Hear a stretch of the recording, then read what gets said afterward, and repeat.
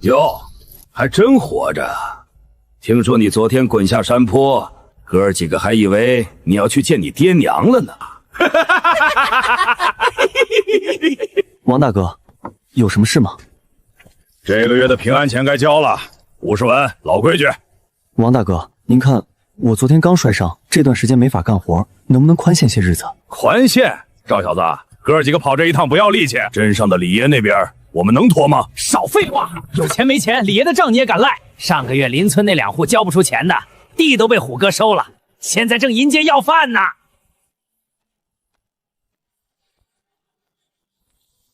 家里只有这些了，剩下的我下个月一定补上。17文，你打发要饭的呢？我真的只有这些了，米缸也快见底了。我管你吃不吃得饱，听着小子，3天，我给你3天时间，3天后我来拿钱，50文，1文不能少。要是拿不出来，你那3亩田可就归我了。哼哼，反正你这种废物也种不出什么玩意儿，不如让哥哥我帮你保管。3天后拿不出来，就收拾铺盖滚蛋。晦气，不公平！我一睁眼，竟穿越到了古代，没米没菜，身无分文还倒钱钱的天崩开局。系统绑定中，检测到宿主生存意愿达到0截止，田园系统激活中，绑定宿主赵宇，新手礼包已发放，请查收。高产土豆种子10斤，基础种植知识灌输，系统储物空间1立方米，是否现在领取并接受知识灌输？是。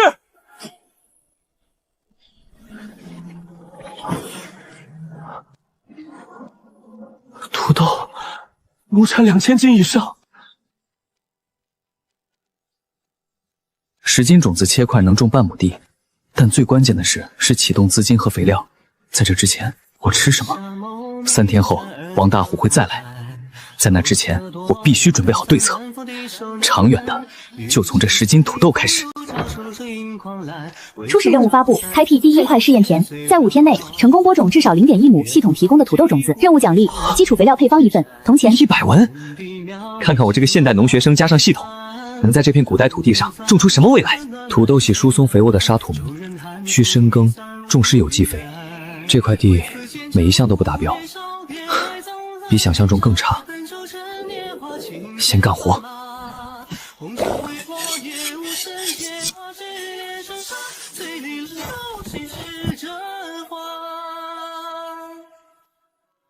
王大虎的3天期限过去了1天，系统的5天播种期也过去了1天，没有重来的机会了。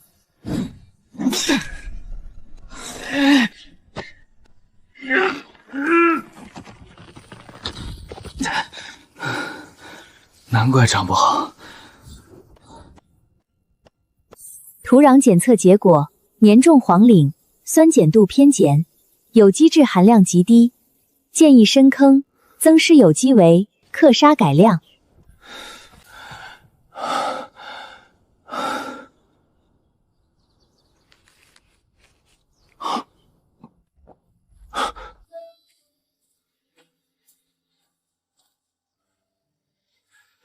土太硬了，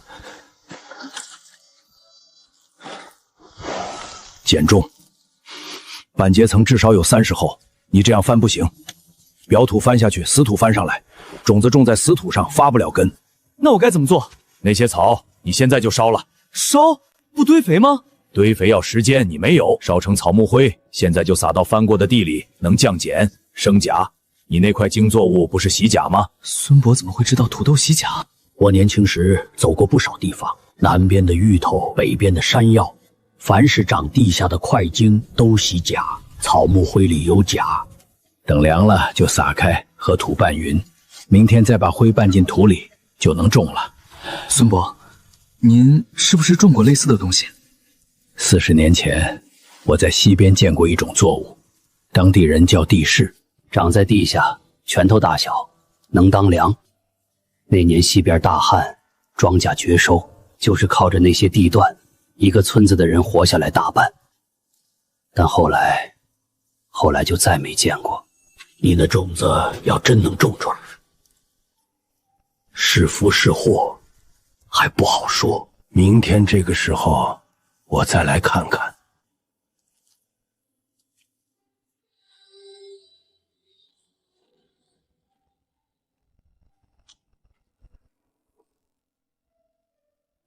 赵家哥哥，我爹让我送来的，小新手，苏瑶。这个时代的女子，识字的不多。明天要翻地拌灰，开沟做笼，播种附体，一个人一天不可能完成，只能请人帮忙了。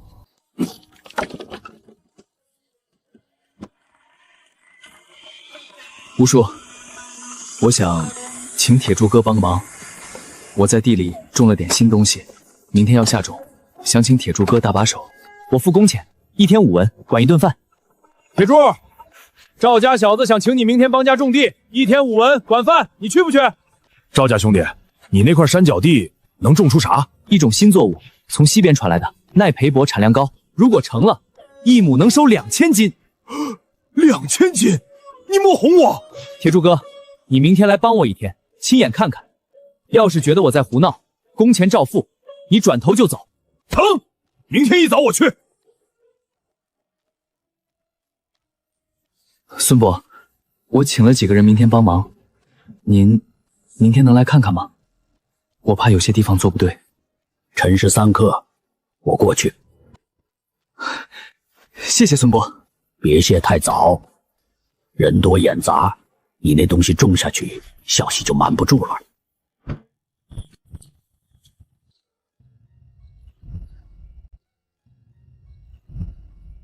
我来送篮子，见院门没关就进来了。看到这些，这就是你要种的东西。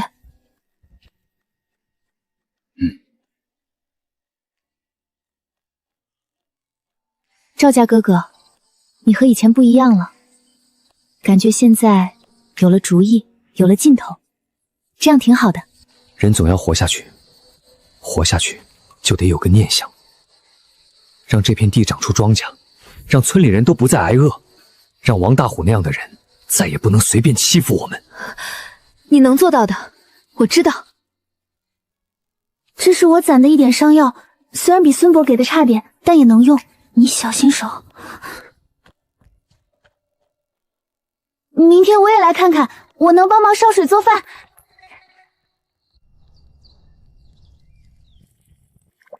赵家兄弟怎么干？你说。这土不行啊，灰拌进去了。孙郎中教的，他懂种地。开始吧。赵家小子，这玩意儿真能长？能。2个月后你来看。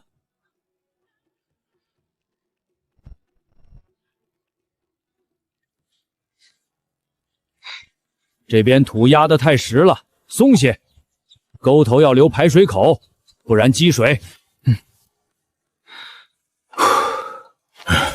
完工了，完工了！谢谢各位叔伯兄弟，辛苦了。谢啥？拿钱干活，天经地义。别说这沟开的是像模像样。赵哥，这东西真能长出2000斤。如果老天爷赏脸，能。任务：开辟第1块试验田，状态已完成。奖励发放：基础肥料配方1份，铜钱100文。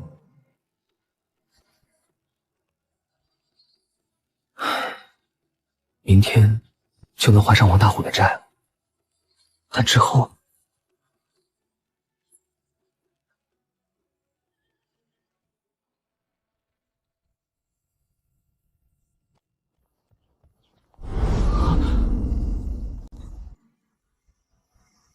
都出苗了。作物状态更新，作物改良土豆，播种时间7天，出苗率98.3%，平均株高5.2厘米，生长状态优良。提示：进入苗期管理阶段，需注意水肥均衡，预防病虫害。都长出来了。你看，这一行最齐整，那一行有几株弱线，但应该能赶上。真好看，像刚出生的孩子，嫩嫩的，让人想护着。赵家哥哥，接下来要做什么？浇水、施肥、除草。苗期最关键，肥要稀薄，草要趁小除掉。赵家哥哥，这些苗要长多久才能收？2个月左右。春土豆生长期短，如果顺利，夏末就能收。2个月，那岂不是赶在秋粮之前？对，如果能成，今年村里最难熬的8月就有东西吃了。那能分给大家吗？能，但要有规矩，不能白给，要用劳力换。或者用别的换。白给的东西没人会珍惜。我自己熬的，解暑。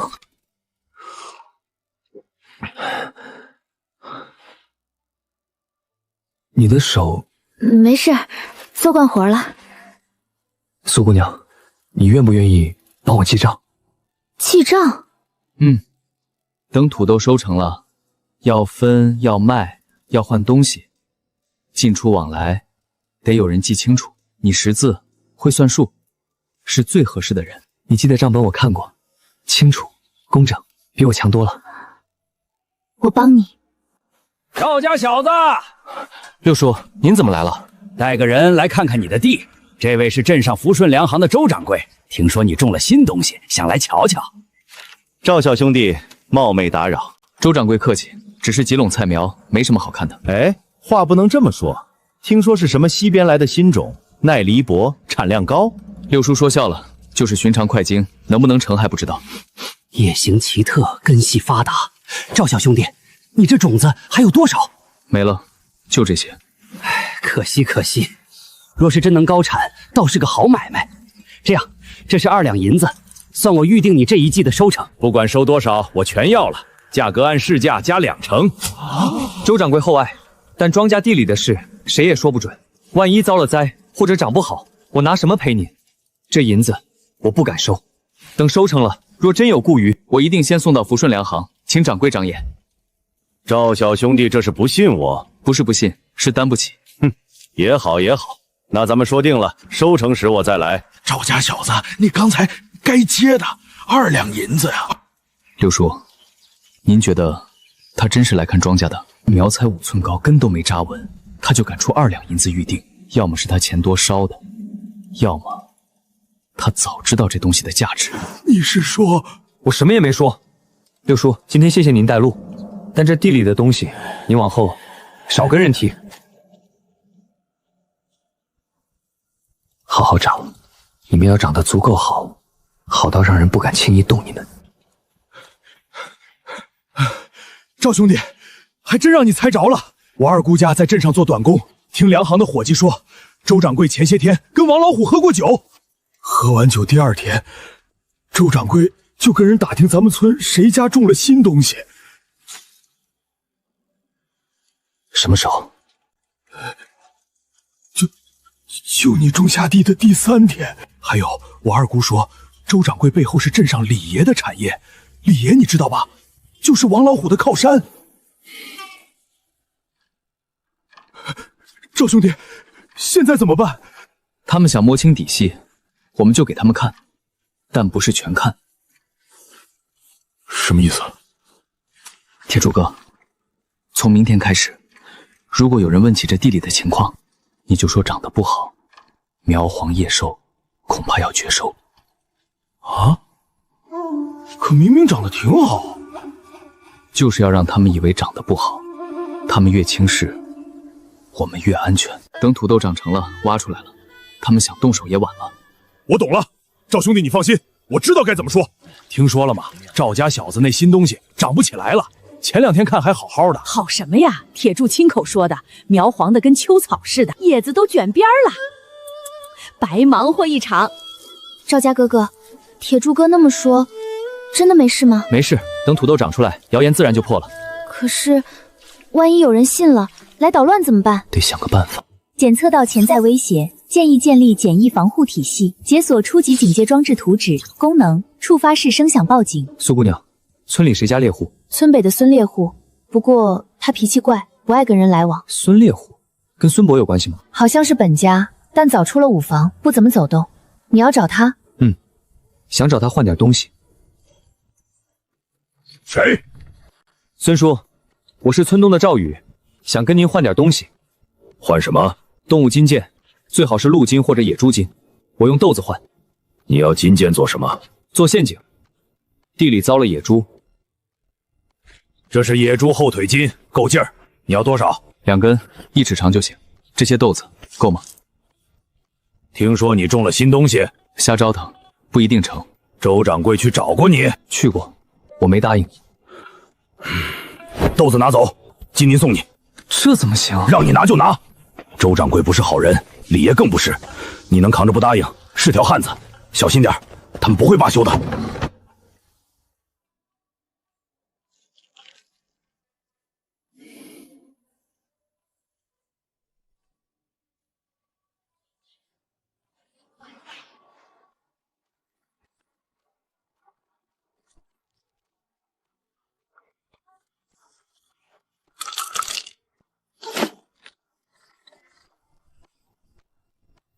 赵家哥哥，你要住这儿？守几天，装置刚弄好，得试试效果，万一不好用还得调整。那我陪你。不行，叶礼良，你一个姑娘家不合适。可是没有可是，你回去帮我做件事，明天一早你去跟铁柱说，让他这几天多留意村里的动静，特别是周掌柜或者王老虎的人有没有再来。那，你小心。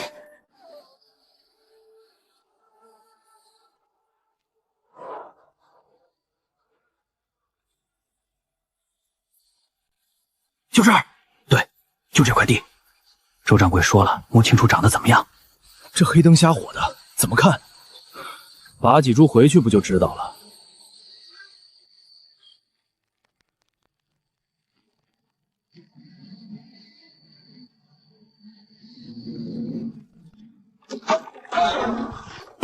什么东西？有埋伏！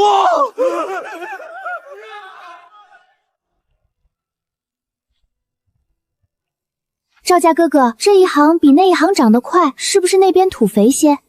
不是土的问题，你看这里有个侧芽，要摘掉，不然养分分散，主茎长不好。像种瓜要打岔。对，一个道理。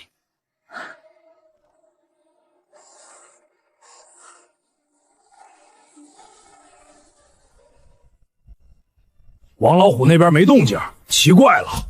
周掌柜回镇上了，听说是李爷有别的买卖，村里人都在传说你这地要绝收，我看他们是眼红。哼。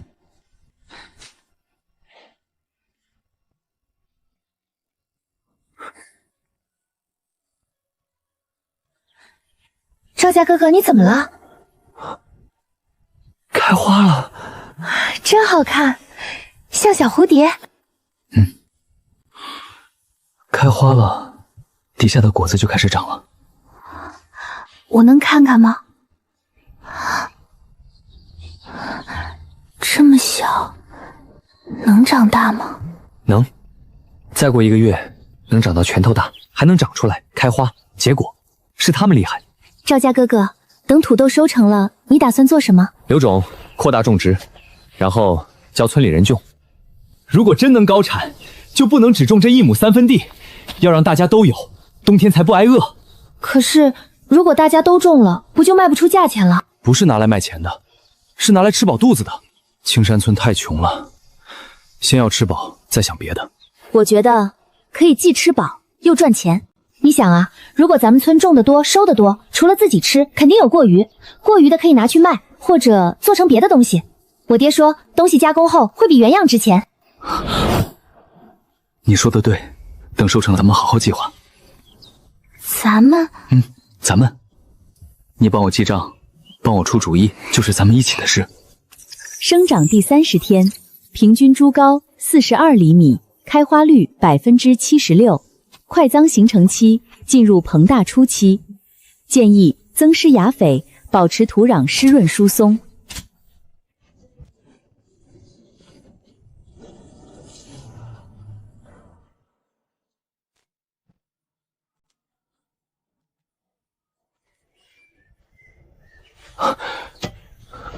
孙伯，真长出来了。40多年前我在西边见过的地蛋就是这个模样。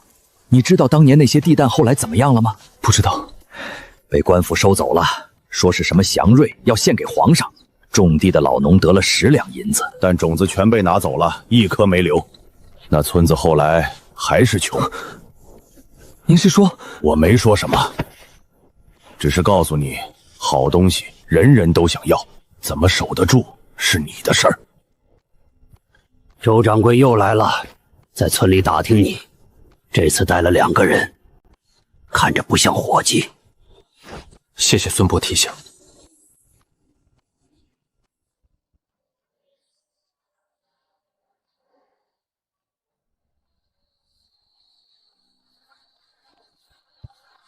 赵家哥哥，这么晚了，你怎么来了？我爹说看到周掌柜带人进村了，直接去了李正家。我不放心，来看看你。我没事。可是他们去找李正，肯定没好事。我知道，该来的总会来。赵家哥哥，如果他们真要抢，咱们怎么办？抢？地里的东西他们抢不走，技术他们学不会，人心他们买不到。可是他们有势力，势力不是永远的。你看这些土豆，种在这么差的土里，没人看好，但它们长出来了，开花了，结果了。为什么？因为它们扎了根，根扎得深，就没人拔得走。我也要扎下根，在这片土地，在这个村子扎下根，根扎深了，就没人能轻易动我。苏姑娘，你怕吗？不怕，跟你一起就不怕。好，那咱们就一起把根扎深。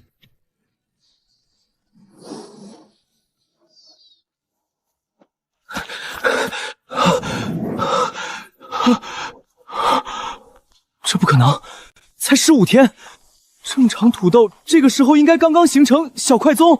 警告：异常生长现象，块装品质下降，植株早衰。除了正常剂量的豆饼水和草木灰，没有添加任何特殊东西。那这疯长是怎么回事？营养过剩？可这贫瘠的黄岩怎么可能营养过剩？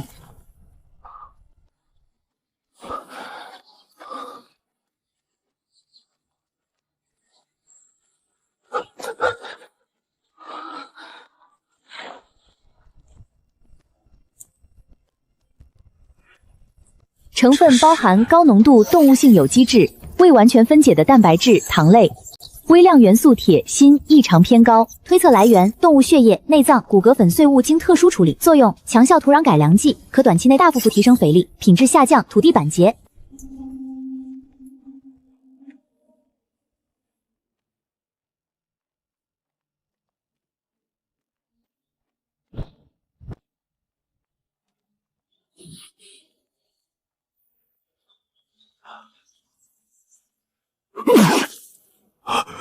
血骨粉，这东西你从哪儿弄来的？我的田边树林里埋着。孙伯，这到底是什么？这是前朝宫廷秘法，将牲畜血液、内脏、骨骼收集，混入糖蜜和草药，密封发酵100日，一勺能1亩地。但用多了，土会板结得像石头，3年种不出东西。种出的庄稼看着喜人，实则虚胖，不耐储，不好吃。有解法吗？除非换土，但你这8分地来不及了。收是能收，但品质……孙伯，如果不追求品质，只追求活着呢？土豆就算品质差，也是粮食，只要能填饱肚子，留下种子，我就还有机会。下毒人想看我笑话，想看祥瑞变成废物，那我他妈就让看看这笑话能养活多少人！好小子，有志气。走，去你地里看看。血骨粉虽然阴毒，但也不是完全没法子。下毒的人懂行，但不够懂。你这田有坡度，你看你现在要在东侧挖截水抽，阻止肥力扩散；西侧正常管理。至于东侧催熟，既然长得快，就索性更快，加大浇水，施磷芽肥，让他们把养分全转到地下去。30天内必须收，再晚就全烂了。按这个方子配水，3天喷1次叶面，能防早衰。孙伯，你为这么帮我？40年前大旱，一个逃荒老农种的地子救了村里1半的人。他临死前把种子给了我，让我传下去，可我没守住，种子被官府当像祥瑞收走了。这些年我总梦见那老农，现在你带着一样的种子来了。赵家小子，我不是在帮你，我是在还债。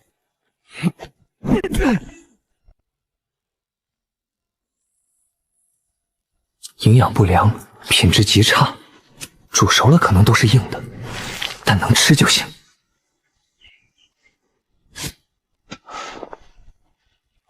至少保住了2/3的希望。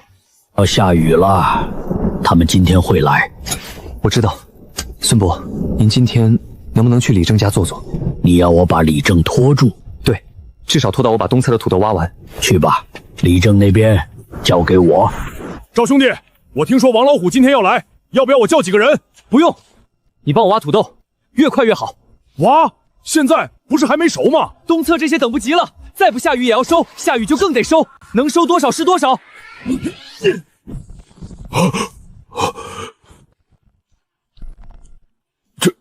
这能吃吗？煮熟了，能吃，总比饿肚子强。要下雨了，继续。赵兄弟，西边那些能保住吗？看天意，如果雨不超过1天，应该没事；如果连下3天，就难说了。赵小子，收成不错呀！我听说你这祥瑞长得可快了，特意来看看。王大哥来的不巧，下雨了。下雨才好，下雨才能看出东西好不好，你说是不是，刘三儿？你说的对，好东西不怕雨淋，孬货一下雨就现原形。啊，虎哥，这边好像没事。你小子耍诈！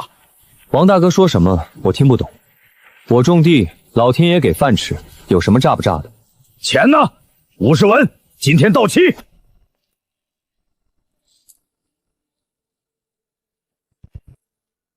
赵小子，你知不知道周掌柜今天也来了？赵小兄弟，收成了？收了部分。我能看看吗？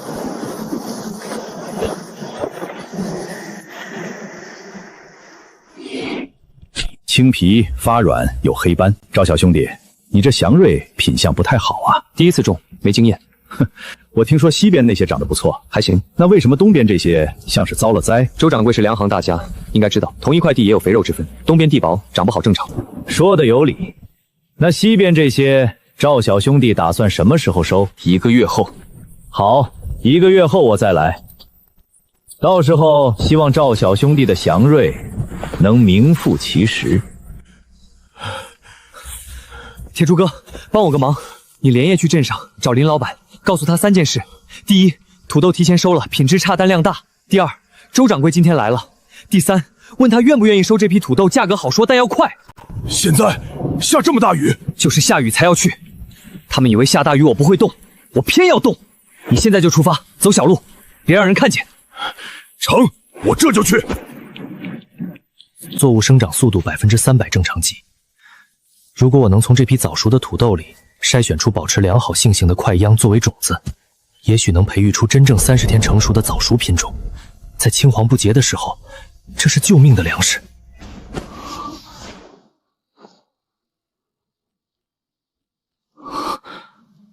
变异，还是原本的品种特征？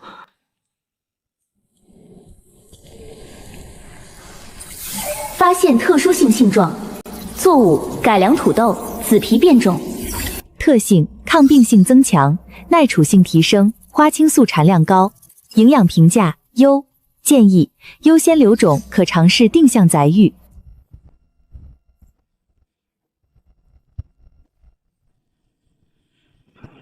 赵兄弟，林老板答应了，他说有多少要多少，明天一早就派人来拉，价格按正常土豆的70%。铁柱哥，谢谢。谢啥？赵兄弟，林老板还让我带话，他说周掌柜今天从你这儿离开后，直接去了李爷府上。李爷发了大火，把周掌柜骂了一顿，因为李爷要的是彻底搞臭，不是品质差点。周掌柜办事不力，被骂得狗血淋头，估计暂时不敢动了。林老板让你抓紧时间，趁着空档把该办的都办了。铁柱哥，今晚辛苦了，明天一早咱们卖土豆。好嘞。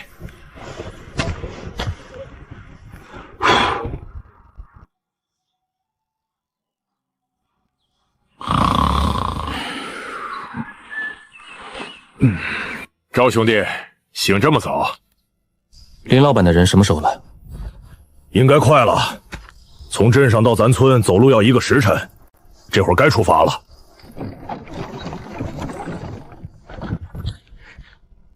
赵小哥，铁柱哥，久等了。阿青兄弟客气，这么早辛苦你们跑一趟。应该的，东家交代了，赵小哥的事儿要尽快办。确实品质不佳，煮熟了恐怕发硬。不过我们东家说了，只要是新作物，品相差也收，按市价3文1斤算，2文1斤收。阿青兄弟，市价是3文，但这是新东西，不该更贵吗？铁柱哥，若是品质好的新作物，自然价高，但这些煮熟了怕是不好吃。我们收了还得想法子处理。900元已经是东家特别关照了。阿青兄弟，900文我接受，不过我有个条件，这批土豆你们不要直接当粮食卖，可以试着切片晒干磨粉，做成粉条或者勾芡。虽然品质差，但淀粉还是有的，总比浪费强。赵小哥懂加工，好，我会转告东家，如果真能做成粉，下次我们再谈合作。听说赵小哥地里还有其他作物，让我看看。这陈米5文1斤，豆粉3文1斤。东家说，如果赵小弟需要，可以用钱买，也可以用新作物的种子或者幼苗来换，价格好商量。我有些品相好的土豆可以留种，阿青兄弟要看看吗？这个好，淀粉足，口感应该不错。赵小哥，这些你肯出？可以出10个，种子价按市价2倍，6文1个，10个60文，再加上刚才的900文，一共960文。阿青兄弟，我想用这些钱换50斤陈米，50斤豆饼，剩下的钱我想托林老板办件事，帮我打听一下附近有没有好地出租出售，2、3亩就行，土要好，最好靠近水源。赵小哥要扩种，这块地不太行了。明白了，我会转告东家，有消息立刻通知你。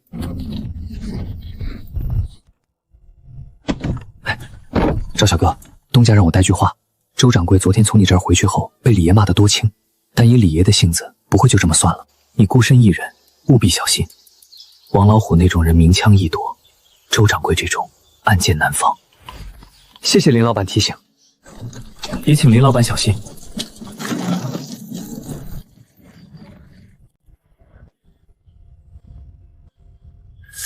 赵兄弟，这些够你吃一阵子了。你接下来打算咋办？先还债。还债？你不是刚还了王老虎？那是保护费，不是债。我爹娘去世时欠的债，本金3两，这些年利滚利，听说已经到5两了。5两？你哪来这么多钱？慢慢还。铁柱哥，你帮我个忙，去请孙伯过来一趟。我想问问债主是谁，人在哪儿？我以前糊涂，这些事儿都记不清了。孙伯，我想问问债的事。你爹娘当年病重，看病吃药花光了积蓄，借过2个人的钱，一个是镇上仁济堂的陈大夫，借了3两，他心善，从没催过；另一个是村里的赵老四。赵四叔，他有个在南边做生意发了财的侄儿，叫赵德发。赵老四去年冬天走了，赵德发回来办丧事，听说有这事儿，要你今年秋收前连本带利还清5两。他在县城开了间杂货铺，这人不太好说话。哟，孙郎中也在，正好做个见证。德发，你这是收债？哼，3年前赵老四借给赵大海2两银子，白纸黑字，月息3分，如今连本带利共计5两6钱，零头抹了，算5两。赵小子，认不认？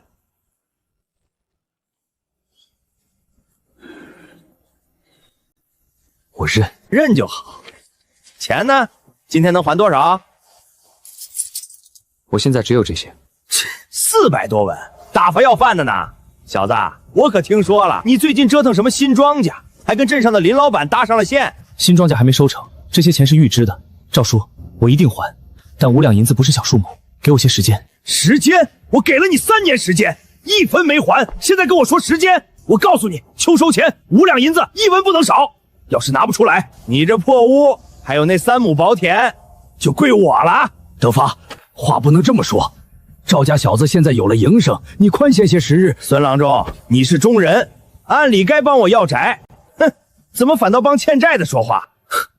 赵叔，秋收前我一定还你5两银子，如果还不上，房子田地你拿走。哼，空口白牙，谁信？那就立字据，孙伯做见证，秋收前还不上，我卷铺盖走人，地契房契归你。再加一条，这期间你那什么新庄稼收了得先卖给我，价格按市价，我优先收购。可以，但如果你压价太低，我有权卖给别人。成交。赵家小子，秋收还有3个月，你好自为之。你太冲动了，5两银子3个月，你怎么挣？孙伯，做什么生意？杂货铺，卖些针头线脑、油盐酱醋，怎么了？他铺子大吗？不大，2间门脸。不过他好像还做点别的。对了，他帮人放印子钱。孙伯，您放心，我有办法。什么办法？那些土豆再有1个月就能收，如果能种出好东西，就不愁卖不上价。西边的虽然比东边好，但受了血骨粉影响，能长成什么样不好说。那就想办法让它长好。孙伯，您能不能再帮我配点药，保品质的药？既然肥力过剩，咱们就想办法把多余的肥力导出去，或者转化成别的东西。导出去？怎么导？您看，血骨粉的肥力主要是氮过剩，磷钾相对平衡，氮多了植株疯长，果实品质差。如果我们补磷钾，平衡营养，控制水分，让植株生长放缓，把养分集中到地下的块茎里。你是说以磷钾制氮？对，草木灰里有钾，骨粉里有磷。对了，鸡蛋壳磨粉含钙，也能调节土壤，还有鱼骨、虾壳，只要是含磷钾钙的东西都能用。你小子哪来这么多稀奇古怪的念头？书上看的。什么书这么厉害？行，我帮你配药。草木灰我有，骨粉也有，鸡蛋壳我去村里收，就说配药用的。谢谢孙伯。先别谢，这法子管不管用，还得试了才知道。万一不成，不成再说，总得试试。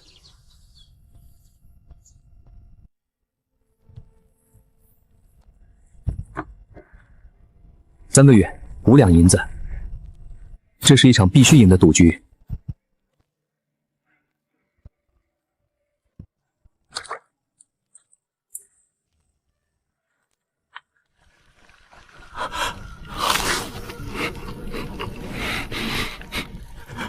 成了。是这个味儿，40年西边就这个味儿。孙伯，您觉得能卖上价吗？能，尤其是现在，这东西能当菜也能当饭，肯定有人要。鲜食的话，1斤3、4文应该没问题。半分地算个500斤，1两5千银子，加上之前的，共2两4两多。孙伯，现在还能种1季土豆吗？7月种，10月收。不过你得有地，现在这块地今年不能再种了。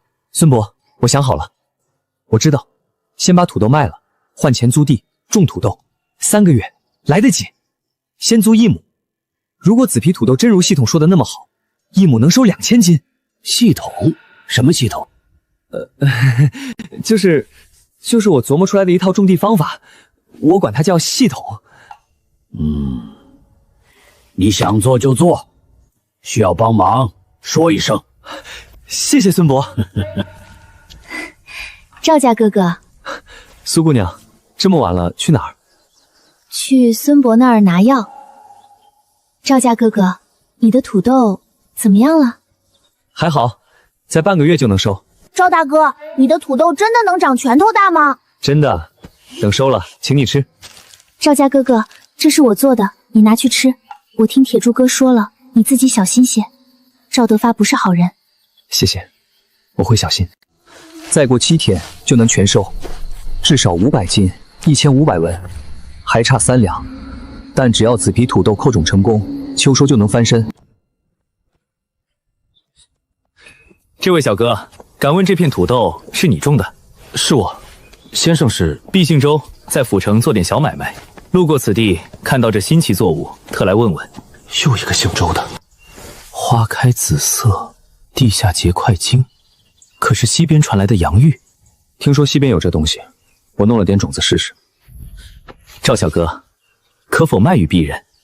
周先生认识镇上的周掌柜吗？那是我堂弟，他来找过你，不过没谈成。我那个堂弟做事急躁，不懂变通，赵小哥别见怪。我跟他不一样，我是真心想做这生意。赵小哥，你这土豆品相不错，但新鲜土豆不易储存，我有解决办法。这是石灰粉，撒一层能防烂。另外，土豆可以做成粉条、淀粉，耐储存，价格高。赵小哥若愿意合作，我可以提供技术，包销所有产品。别人种不出你这样的。我一路走来，看了不少庄稼，你这土豆长势均匀，植株健壮，一看就是精心管理的。种地不光看种子，还得看人。而且我听说你得罪了李爷，李爷虽然倒了，但他那些手下还在。你一个人守得住这技术吗？跟我合作，我出钱出渠道，你出技术出劳力，利润3-7分，你3我7。另外，我保你平安，在府城，我周文渊还有点面子。周先生，土豆我还没收，现在谈合作太早，等收成了，咱们再细谈，如何？谨慎是好事。行，我等你。半个月后我再来，希望到时候赵小哥能给我个满意的答复。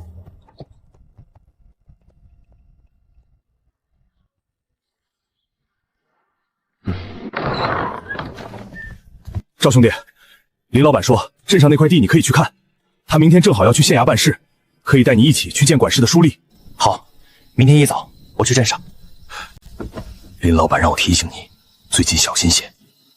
周掌柜那边没动静，但他堂兄周文渊来咱们县了，这人比周掌柜厉害得多。林老板还说，如果你真缺钱，他可以先借你5两银子，他拿得出，利息按市价，不算高。谢谢林老板好意，但不用了，我有办法。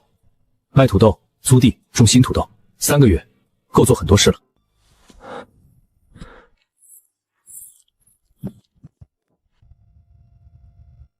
紫皮土豆平均重量150克，发芽率预估95%以上，预计亩产1800至2200斤。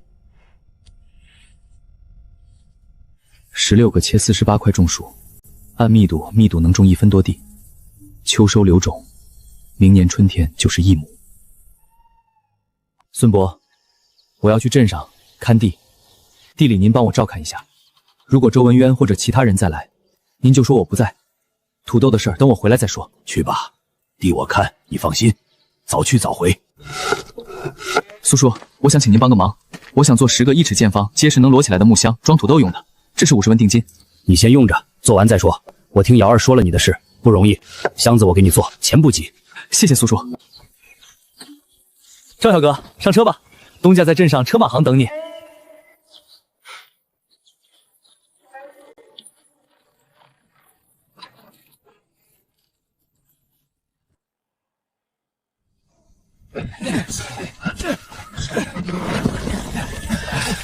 赵兄弟，这地肥得流油啊！是块宝豆，但荒着没人敢租。李爷的余威还在。这位可是租下此田的赵小友，老朽姓张，住河对岸张庄。听说李爷这块地租出去了，特来看看。小友可知为何这上等田无人敢要？愿闻其详。 3年前，李爷在此强占邻村王姓水田，逼死王老汉，尸首就埋在田东头老槐树下。李爷为掩此事，暗中往田里撒了毒药，3年不散。小友租这地，怕是要亏本。张老可知是什么药？具体不详，但老朽略通医理，曾取土验过，此物遇水发热烧根，掺在土里，庄稼长到1尺便枯死。分析结果：深石灰混合硫磺比霜，强碱性，可致土壤板结、根系灼伤。不退，地既租下，便有法可治。张老今日前来，不只是为了劝退吧？老朽有事相求。王老汉有个16岁的孙女秀娘，在李爷倒台后被卖入镇上春风楼。老朽想赎她，但缺个由头。小友若愿以雇佣名义聘她，老朽愿出赎金，并助你治这毒田。秀娘会什么？识字，会绣活，懂些草药，在这里可帮孙郎中晒药，或帮苏姑娘记账。好，但有3点：第一，秀娘来去自由，我不迁木生气；第二，工钱按劳给；第三，她随时可走。 小友仁厚，老朽代王家谢过。是断根散，此药入土3尺，需换土才能根除。换3亩地的土，这是腐草汁，酸性极强，可中和石灰碱性。这是引粪土，最能松土戒毒。孙伯，这些够多少？够半分地。你要治3亩，得自己弄。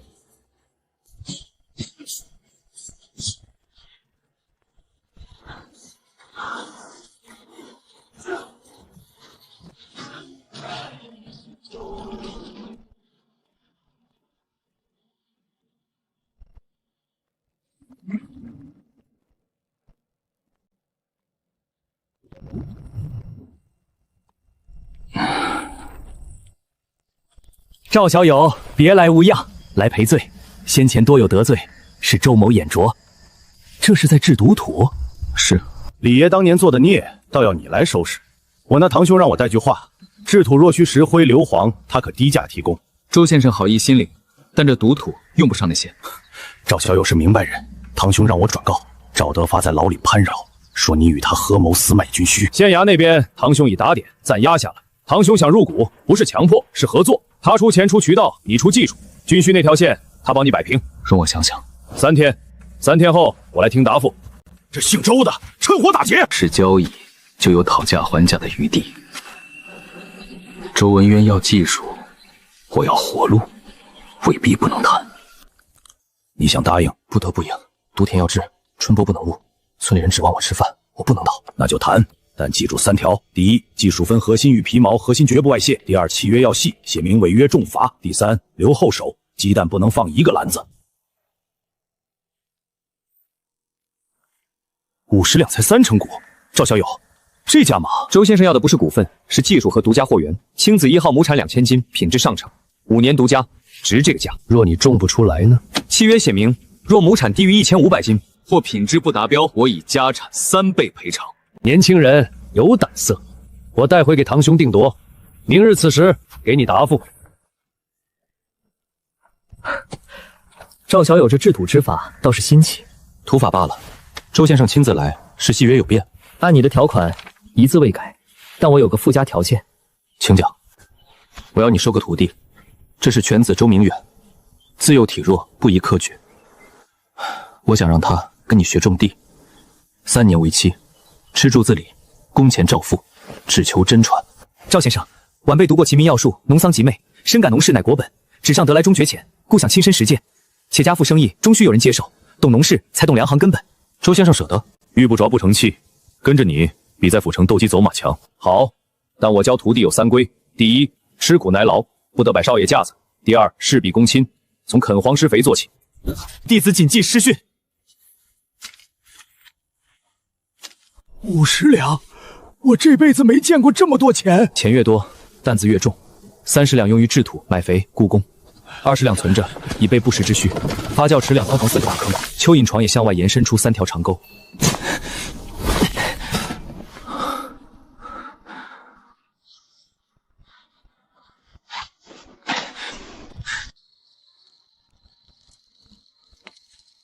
2. 选地，选背风向阳、排水良好、疏松焚薄的沙质土壤。3.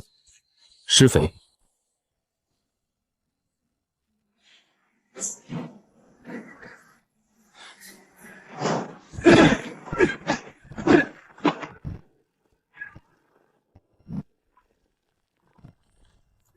人骨。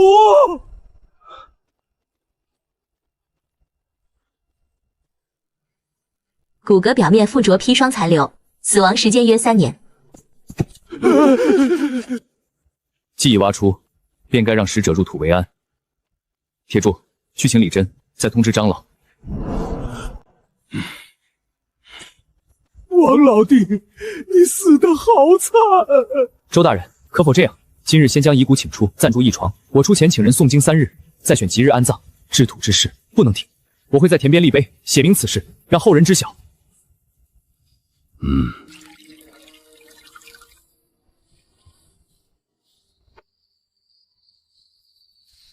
王老伯，晚辈赵宇租此田谋生，今日惊扰，实非得已。他日若有余力，必为您伸冤雪惩。安息吧。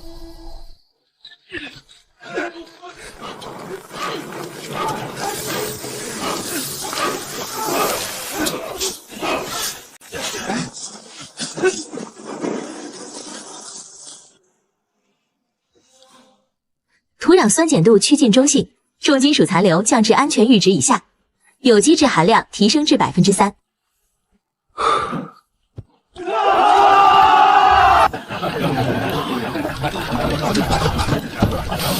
从今日起，青山种植社正式成立，凡今日帮工者自动成为首批社员，往后社里土地共同管理，收成按劳分配。赵社长，我老王种了一辈子地，从没这么痛快过。跟着你干，有奔头。赵兄弟，你说咋干就咋干，不是我一个人，是大家一起干。咱们有地、有技术、有力气，只要心齐，一定能过上好日子。干！宇哥，今天真好。这才刚开始，等秋收，等加工房建成，等村里人都吃饱穿暖，会更好的。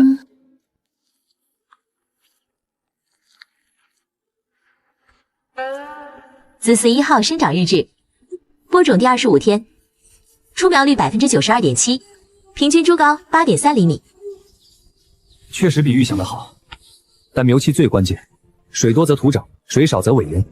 明远，从今天起，你负责记录每日浇水量和天气变化，咱们要摸索出最适合的灌溉方案。是。宇哥，孙伯说我有喜了，今早诊的脉说已经2个月了。瑶儿，辛苦了。不辛苦，我很欢喜。苏姐姐一早炖了鸡汤，大哥快趁热喝。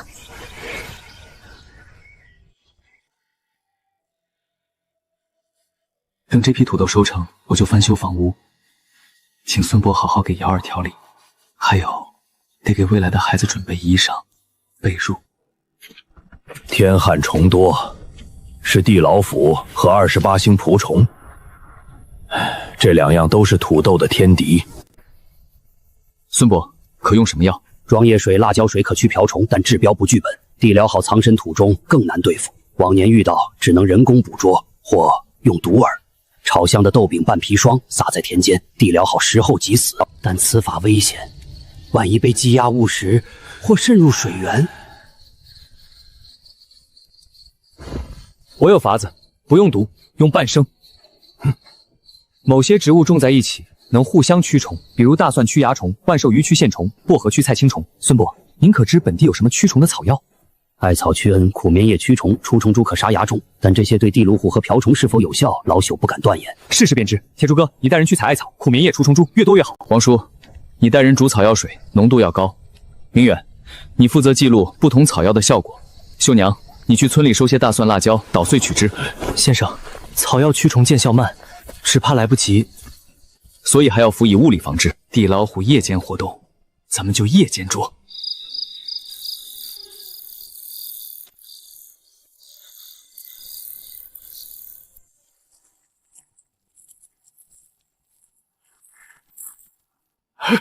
浓度太高了，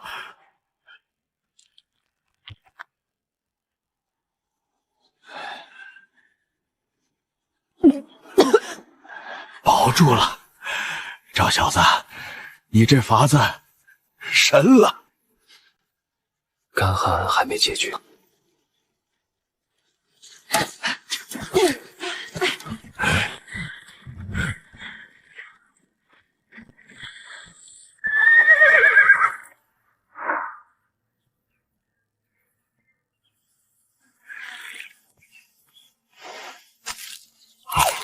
此物口感独特，饱腹感强，土豆可做主粮，亦可做菜。这土豆产量高，种植简单，耐储存，易运输，适合军旅。正因如此，王某才来。北疆战事吃紧，粮草运输困难。周先生推荐你的土豆，说此物可解燃眉之急。将军府下令采购土豆10万斤，粉条5万斤，9月前送达边关。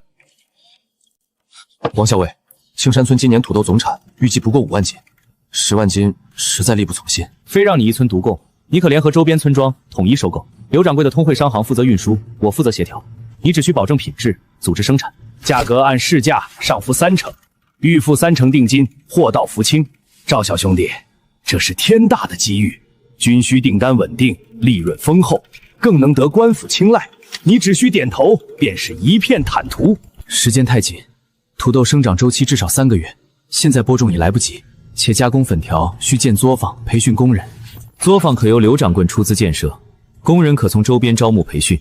这3个县去年试种土豆，今年可收100万斤，你可去收购，加工后北运。容我想想，3日后答复。好，3日后我来听信。不过王校尉军务繁忙，只等1天。赵小友，机会不等人。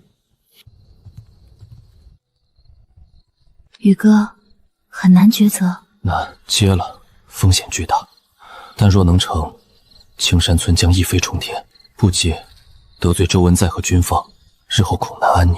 那咱们接，我相信你能成。你不怕？怕，但更怕你因畏惧而错过。宇哥，你不是常说机会与风险并存吗？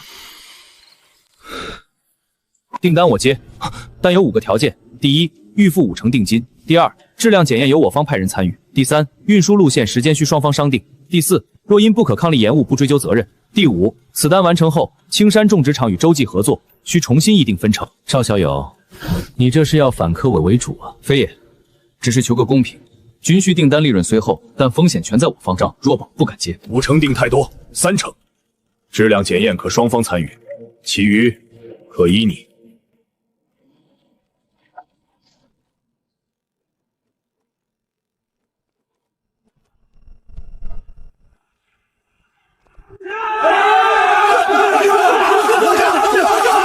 你们收土豆是做毒饵卖给北疆汉人，把土豆还给我们！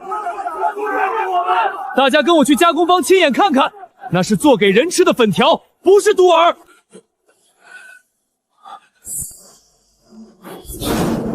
是有人刻意阻挠，我已派人查了。黑风岭那伙山匪上月刚换了头目，新头目姓李，他们想干什么？哼，无非是报复。李爷虽倒，但他那些爪牙还在。你接了我这条线，断了他们的财路，自然恨你入骨。我加派护卫，但你也需小心，那些人什么都做得出来。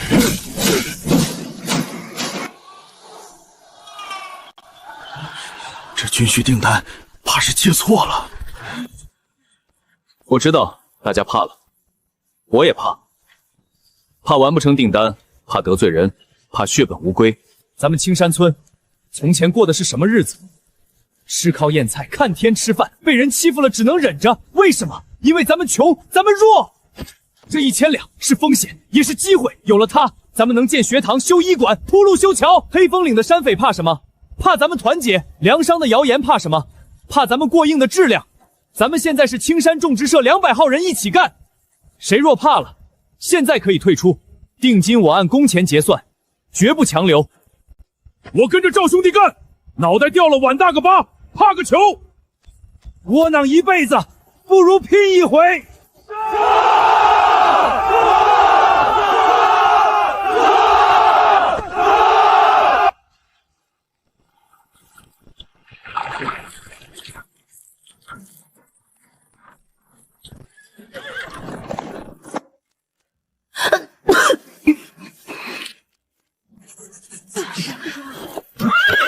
赵社长，这批货若顺利送达，将军府有后续订单，你好自为之。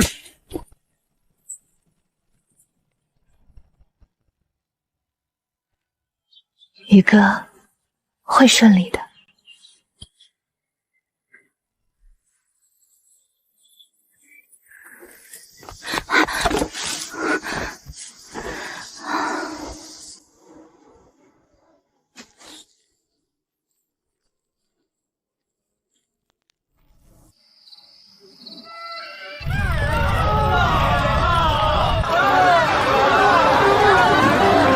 赵兄弟，给孩子取名了吗？若是男孩，叫程烨；若是女孩，叫承欢。承欢膝下，平安喜乐。先生，弟子有一事相求。弟子想正式拜师，不是学种地，是学先生做人做事之道。愿追随先生，将山魔事推广四方。哈哈哈，你既开口，我便收下你这个弟子，但有一条。学成之后，需造福一方，不可为私利忘大义。宇哥，你从哪儿来这么多奇思妙想？土豆加工、种植社，这些村里人想都不敢想。瑶儿，若我说我不是这个世界的人，你信吗？我信，我的宇哥本就不是凡人。不管你从哪儿来，都是我的丈夫，是孩子的爹，是青山村的赵宇。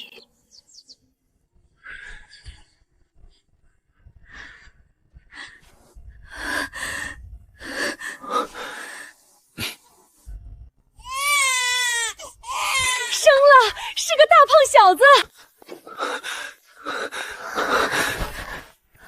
瑶儿，辛苦了。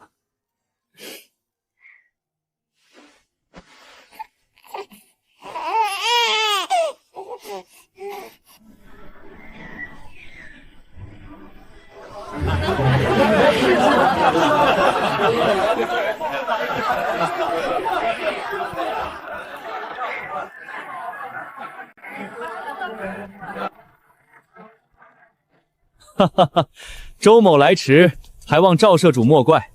这位是青阳观的玄尘道长，精当风水术数，听闻贵村新得灵儿，特来贺喜。福生无量天尊，贫道云游至此，见贵村上空有祥云汇聚，知有喜事，故冒昧前来。道长光临，蓬荜生辉，请上座。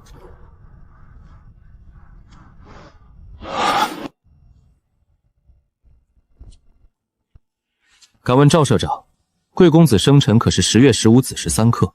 程烨确是这个时辰出生，但这道长如何得知？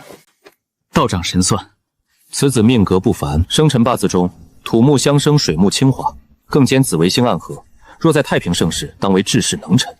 只是命中有3劫，首劫应在昭岁之前。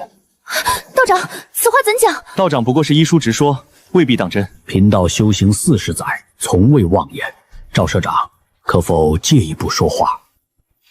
道长有话，但说无妨。赵社长可知黑风岭原名青龙岭，乃此地方圆百里龙脉之眼。30年前，匪人占山为王，斩断龙脊，致使地气外泄，煞气积聚。近年来，煞气已蔓延至清水河畔。贵村位于黑风岭东南，首当其冲。贵公子命格属木，最具金煞。黑风岭匪穴正是金煞汇集之地。周岁之前，若煞气冲撞，恐有性命之忧。这套风水之说本不可信，但穿越系统都能发生，玄学未必全是虚妄。况且黑风岭山匪确实心腹大患。道长可有化解之法？有3：其1，迁居避煞；其2，村中布阵镇煞；其3，斩煞源。剿灭黑风岭匪患，剿匪之事谈何容易？黑风岭地势险要，易守难攻，县衙数次征剿，皆无功而返。道长既提出此法，想必有计较。此图乃贫道30年前云游时所绘。黑风岭有3道天险，单线天有田七坑，有后山小径，种树鱼林，以藤梯克金，可保100年平安。若此图是真，黑风岭不再是铁板一块，但他为何要帮我？道长厚赠，赵某感激，但不知道长有何所求？贫道所求与周氏属相同，合作。合作什么？开矿。黑风岭不仅有匪，还有矿，铁矿、煤矿储量不小。朝廷鼓励民间开矿，若能拿下开采权，利润惊人。赵社长，开矿需大量人力和当地支持，青山村能调动数百青壮。若我们3方合作，道生出地图和技术，我出资金和销路，你出人力和管理，黑风岭可成聚宝盆。那山匪呢？剿。道长献策，我们出钱雇人，县衙出兵。事成之后，矿脉收益3方均分。容我想想。3日后，贫道在清源观等候。赵小友，此事若成，青山村可一跃成为全县首富。届时，莫说县衙，便是府城，也要敬你3分。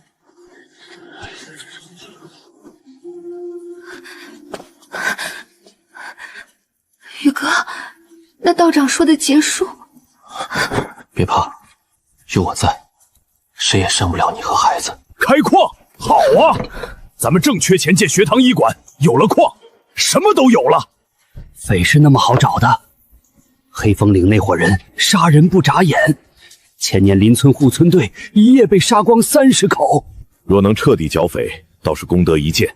这些年被祸害的村子还少吗？先生，此事需权衡利弊，开矿需向朝廷纳重税，还需打点官吏，且矿工聚众，易生事端。赵大哥，苏姐姐和程烨的安全最要紧。那路长既说有结束，咱们不能不防。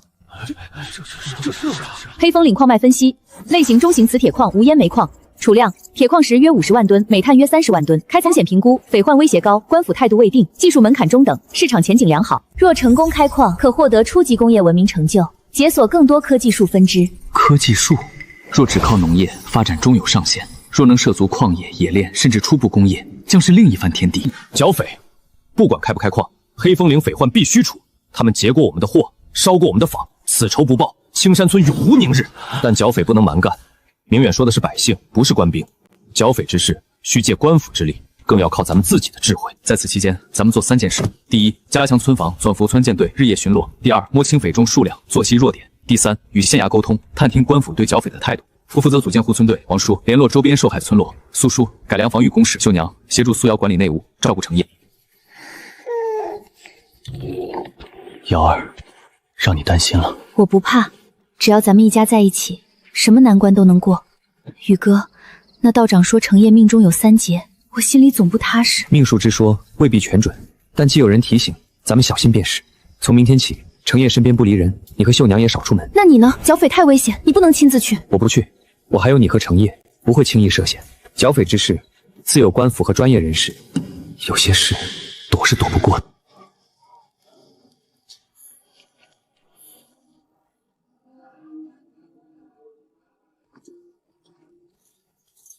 从地图看，黑风岭后山这条小径直通匪巢粮仓，若从此处潜入，焚其粮草，匪众必乱。但这条小径入口隐蔽，且有暗哨，需在子夜时分暗哨换岗的间隙能过，只有1炷香时间，时间太紧，且焚粮之后如何撤离？一旦被围，后山是绝路。赵兄弟，出事了！慢慢说。孙烈户一家全死了。就在刚才，孙烈户的儿子跑来报信，说他家遭了匪，我带了人赶去，已经晚了。哼！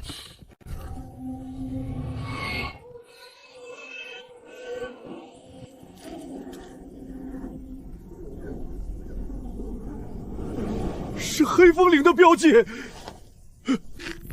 报关了吗？已经派人去了，但县衙离这儿30里，等捕快赶到，匪早跑远了。脚印杂乱，至少有5人。院墙有翻越痕迹，门锁是被撬开的。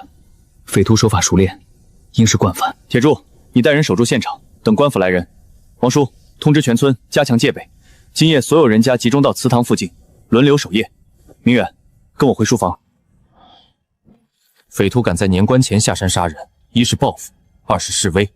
孙烈户前日曾跟我说，他发现黑风岭匪徒在附近出没，想去报官，所以被灭口。但学生不解，黑风岭距此20余里，匪徒为何专挑孙烈户家，且时间拿捏得如此准？正是小年，村里松懈时。村里有内应，否则匪徒怎知孙烈户要报官？怎知他家人今夜在何处？此人必须揪出来。赵大哥，苏姐姐让我来问问，村里传言说黑风岭要血洗青山村，是不是真的？假的，匪徒不敢。你回去陪瑶儿，告诉他没事。其实我今早去河边洗衣时，看见村西头的赵辣子和2个陌生人在林子里说话。那2人穿着不像本地人，腰间鼓鼓的，像藏着家伙。当时没在意，现在想来，那2人神色鬼祟。铁柱，带几个人悄悄去赵辣子家，若他在，直接绑他带来；若不在，搜他屋子，看有无可疑之物。你们2个狗东西，放开我！赵宇，你凭啥绑我？老子又没犯法。今早晨时你在哪儿？在家睡觉。和谁一起？关你屁事儿！说，钱哪儿来的？我赌钱赢的。跟谁赌？在哪儿赌？镇上。腊月20之后，镇上赌屋全关了，你上哪儿赌去？赵社长饶命，我也是被逼的。他们抓了我娘，说我不听话就杀他。他们是谁？黑风岭的一个叫八脸的头目。他说只要我盯着村里动静，尤其注意谁跟官府来往，就给我钱放了我娘。你娘在哪儿？被他们关在黑风岭下的土地庙里。立刻点齐人马，随我前往黑风岭。铁柱，你带10个人骑马去土地庙救人。王叔，你组织村民，所有青壮拿上家伙，在祠堂集合。明远，你写状章，详述赵赖子通匪之事，等官府来人呈上。你若想活命，就戴罪立功，把你所知的黑风岭情况一五一十说出来。黑风岭现在有80多人，3个头目。大当家活阎王使鬼头刀，2当家独眼龙善射箭，3当家就是八脸儿。他们还和县衙的典史有勾结，每月送钱。难怪剿匪屡次无功。赵兄弟，土地庙里只有一具老妇尸首，已死去多日。赵社长，此事不好办啊！黑风岭匪患多年，县衙不是不剿，是力有不齐。若县衙力有不竭，可否允许民间自组相拥剿匪？按律，民间不得私组武装。不过，若赵社长能说动周文渊、周老爷，或在府城拿到剿匪许可，又是周文渊，这一切恐怕早在他算计之中。宇哥，进屋吧，别冻着。瑶儿，我是不是错了？若我不搞种植社，不接军需订单，不招惹周文娟，孙烈虎一家或许不会死。不，孙烈虎之死是因为匪徒残暴，是因为世道不公。你做的是让村里人吃饱饭，是让娃娃有书读，是正道艰难，但总要有人走。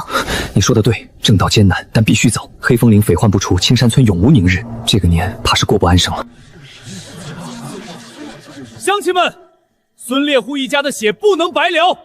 黑风岭匪徒今日杀孙家，明日就可能杀李家、杀王家，咱们能忍吗？不能，不能！但剿匪不是拼命，要用脑子。明远，展图。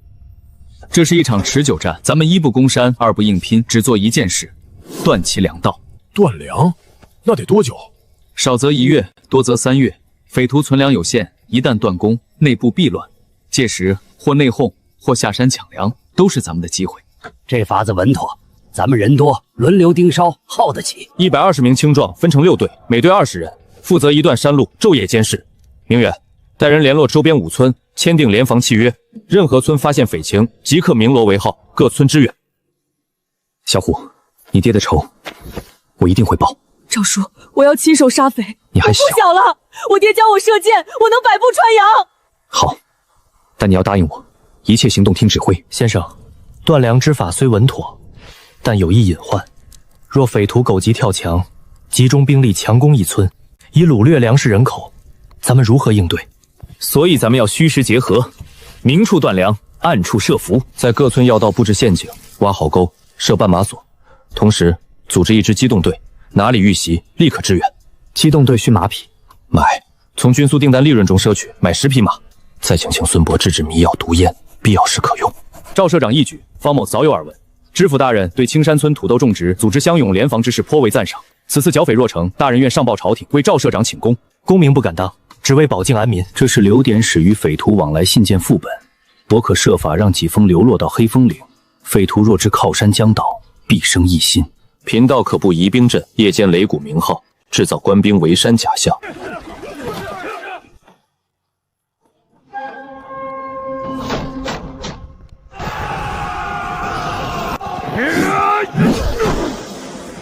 中计！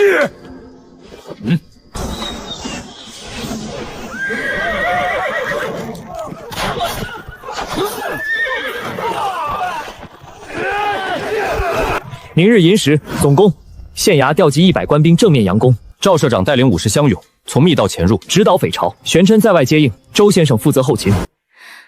我知道这一仗你必须去，你是青山村的魂，但你要答应我平安回来，我和程烨等你。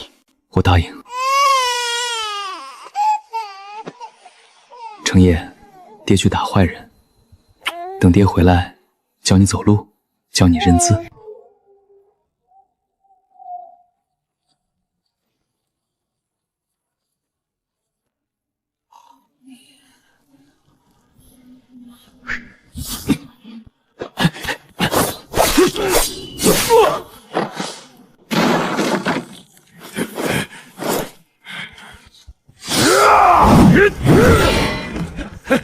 姓赵的，你找死！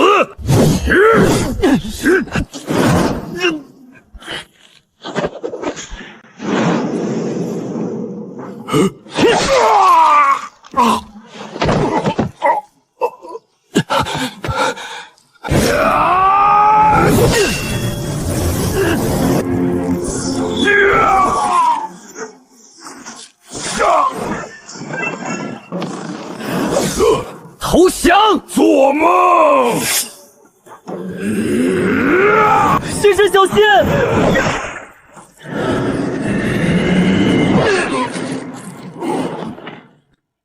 赵社长不必自责，剿匪除害视为大义，此战必俘匪众80，黑风岭匪患从此根除，功德无量。赵小友，矿脉开采可立即着手，这些俘虏正好充作第一批矿工，以功抵罪，也是给他们一条生路。开矿可以，但需立规矩，俘虏矿工与其他矿工同估同酬，不得虐待。劳动3年，表现良好者可恢复自由，若有伤残，同样享受抚恤。成本太高，若不同意，青山村不参与开矿。赵社长仁厚，此意甚好。周先生，就依赵社长吧。所有参战乡勇赏银5两，伤员加倍，并有村里供养之全狱。若有战死者，其家人由种植社赡养终生。开矿之事多有劳动改造，普通村民自愿报名，待遇从优，安全第一。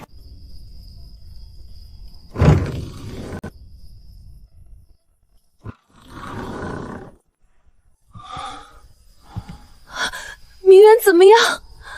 孙伯说，性命无碍，但需静养3月。那就好，那就好。瑶儿，剿匪赢了，但我高兴不起来。看到明远受伤，看到乡亲流血，我在想，值不值得？值得。黑风岭匪患除了，往后再也不会有人被土匪杀害了，从此方圆百里可享太平。孙猎户一家的仇报了，那些被祸害的村子能安生了。宇哥，你做的事是为千秋万代。